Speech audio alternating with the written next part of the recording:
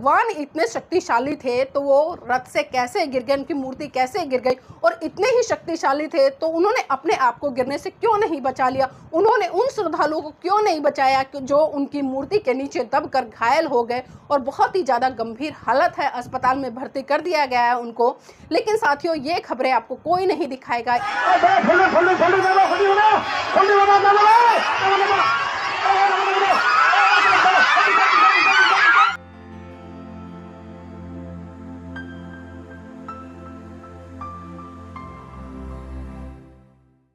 नमस्कार, आप देख रहे हैं एनबी न्यूज़ 24x7 नीलम बोध के साथ।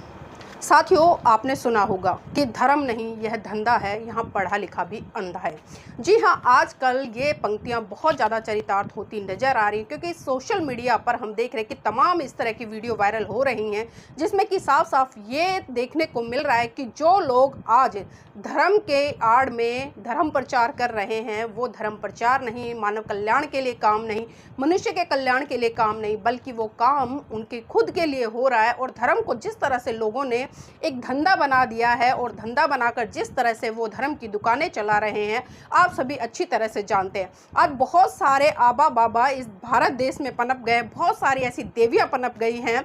जो अपने आप को न जाने किस किस नाम से संबोधित कर रही हैं और जो भोली भाली जनता है उसको बरगलाने का काम कर रही है और उसको लगातार पाखंडवाद, रूढ़िवाद, अंधविश्वास में धकेल कर वैज्ञानिक सोच की तरफ जाने से उसे रोक रही है। जिस तरह से पूरे भारत देश में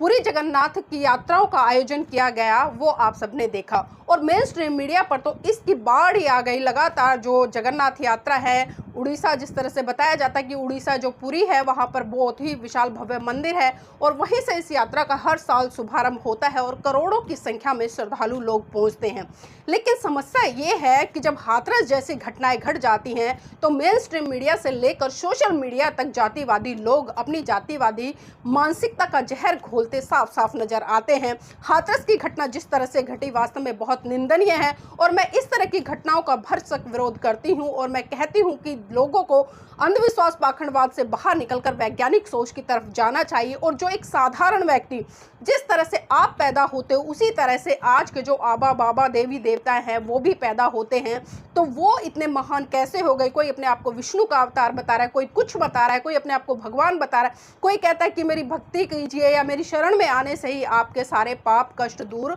हो जाएंगे। तो इस तरह का आज सिनेरियो भारत देश में बना हुआ है। लेकिन साथियों, जिस तरह से अभी हमने देखा कि जगन्नाथ की जो यात्रा शुरू हुई है वहां पर कल एक बहुत बड़ा हादसा हुआ, लेकिन मेन स्ट्रीम मीडिया में उस हादसे को लेकर कहीं भी चर्चा नहीं है। चारों तरफ सन्नाटा पसरा हुआ है। कारण क्या है? कारण वही है क्योंकि पूरी जगन्नाथ में जो यात्रा निकलती है उसको आयोजित करने वाले कोई और नहीं बल्कि उसको आयोजित करने वाले मनुवादी विचारधारा के वो लोग हैं जो लगातार लोगों को पाखंडवाद, रूढ़िवाद, अंधविश्वास में धकेल कर लोगों से एक वैज्ञानिक सोच छीनने का काम कर रहे हैं। वहां पर देखा आपने कि लाखों की संख्या में जो श्रद्धालु हैं, श्रद्धालु वो लोग कह रहे हैं, मैं तो इन्हें अंधभक्त कहूंगी, मूर्ख कहूंगी, क्योंकि जिस तरह से हाथरस की घटना घटी उससे भी उन लोगों ने कोई सबक नहीं लिया, तो उन्हें अंधभक्त या मूर्ख या पागल क्यों ना कहें। और जिस तरह से सोशल मीडिया के माध्यम से पता चला कि जो पुरी जगन्नाथ यात्रा है उसमें बड़ा हादसा हुआ है, जैसे कि जो बलभद्र भगवान की मूर्ति है वो लोगों के ऊपर गिरी, श्रद्धालुओं के ऊपर गिरी, तो वहां पर दर्जनों की संख्या में श्रद्धालु घायल हो गए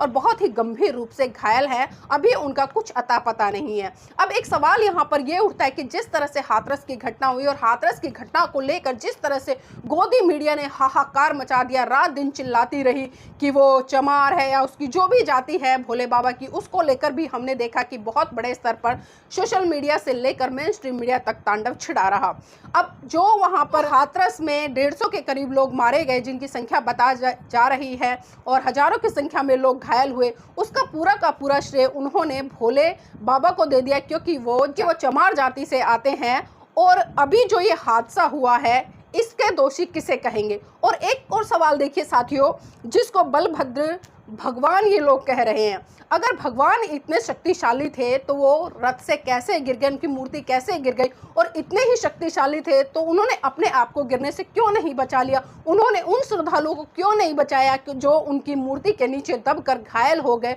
और बहुत ही ज़्यादा गंभीर हालत है, अस्पताल में भर्ती कर दिया गया है उनको। लेकिन साथियों, ये खबरें आपको कोई नहीं दिखाएगा। इस तरह की खबरें सोशल मीडिया के माध्यम से हमें देखने को मिल जाती है, लेकिन मेन स्ट्रीम मीडिया इस पर मुंह बंद कर बैठ जाता है। और साथियों, इसी के साथ साथ में जगन्नाथ यात्रा को लेकर एक वीडियो सोशल मीडिया पर बहुत तेजी से वायरल हो रहा है, जिस वीडियो की मेन स्ट्रीम मीडिया में कहीं भी चर्चा नहीं है। जगन्नाथ यात्रा निकल रही है, हजारों की संख्या में महिलाएं हैं, छोटे बच्चे हैं, पुरुष हैं, और जैसे ही रोड से वो यात्रा गुजर रही है, ऊपर से जो भव्य पांडाल कहे या एक तरह से जो जगन्नाथ का मंदिर है, जो उसकी आकृति बनाई जाती है, उसको लेकर जब यात्रा निकल रही थी तो ऊपर वो मूर्ति तारों से टकराई और तार टूटकर नीचे गिर गए बिजली के, और आसपास में करंट दौड़ गया। और उस करंट के कारण वहां पर आप देखिए सैकड़ों की संख्या में लोग सुध बुध होकर जमीन पर गिर गए और चारों तरफ से चीखें सुनाई देने लगी, हाहाकार मचने लगी। लेकिन इस खबर को भी मेन स्ट्रीम मीडिया ने नहीं दिखाया। उसका कारण यही है क्योंकि जब इनके धर्म में इस तरह की घटनाएं होती है तो उस घटना को ये लोग दबा लेते हैं, क्योंकि मेन स्ट्रीम मीडिया मनुवादी मीडिया है, वो आपको इस तरह की खबरें नहीं दिखाएगी। और मैं बार बार कहती हूँ कि जो चमत्कार जैसी शक्तियां हैं इस भारत देश में, जो मनुवादी लोगों के द्वारा प्रचारित की जा रही है, जो कहते हैं कि हमारे इतने 33 करोड़ देवी देवताओं की योनि है, उनकी जो एक तरह से जो गिनाया जाता है वो सभी शक्तिशाली हैं और वो चमत्कारिक हैं, वो लोगों का भविष्य देख लेते हैं। तो अब जगन्नाथ जो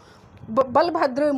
भगवान है, क्या उन्होंने ये नहीं देखा कि मैं यहाँ से मेरी यात्रा निकल रही है और बिजली के तारों से मेरा रथ टकरा जाएगा और वो तार टूटेंगे तो लोग उससे घायल होंगे, मर भी जाएंगे और इस तरह का हाहाकार चारों तरफ फैल जाएगा। तो क्यों ना मैं इस तरह की यात्राओं पर रोक लगाऊं और क्यों ना मैं अपने भक्तों से कहूं कि इस तरह के आयोजनों को बंद करें, इस देश के लोगों को प्रकाश की तरफ ले जाकर वहां पर एक वैज्ञानिक सोच को डेवलप करने का काम करें। लेकिन साथियों, ऐसा होगा नहीं, क्योंकि इस तरह की कोई भी दिव्य शक्ति इस भारत देश में नहीं है। ये तो सिर्फ तथाकथित लोगों के द्वारा घड़ दी गई हैं, और जो तथाकथित लोग हैं आप सभी जानते हैं कि मैं किसके बारे में चर्चा कर रही हूँ। और साथियों, सबसे बड़ी बात यह है कि अभी पिछले दिनों जिस तरह से आपने पहले ही संसद का जो सत्र देखा, वहां पर जय भीम के नारों के उद्घोष हुए, वहां पर जय संविधान के नारे लगे, और फिर जिस तरह से एक राहुल गांधी का जो भाषण है बहुत तेजी से सोशल मीडिया से लेकर मेन स्ट्रीम मीडिया तक वायरल हुआ, और मेन स्ट्रीम मीडिया में तो विवाद का कारण भी बना, क्योंकि उन्होंने